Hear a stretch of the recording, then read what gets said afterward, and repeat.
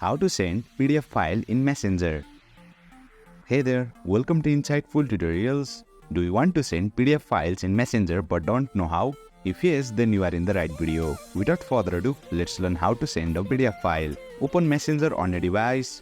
You will land on the chat section. Select the conversation where you want to send the PDF file. Tap on the plus icon at the bottom left corner.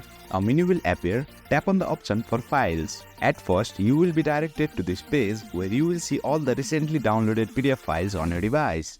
If you are not able to find the PDF file of your choice, then you can search for it by name. Tap on the search icon. Now enter the PDF name. As you can see, I am able to find my desired PDF file by its name. But I won't send it at the moment, since I have to show you a few more ways to send your desired PDF file. Suppose you don't remember the name of your PDF file. In that case, searching won't be beneficial. What else you can do is tap on the hamburger icon at the top, select Documents.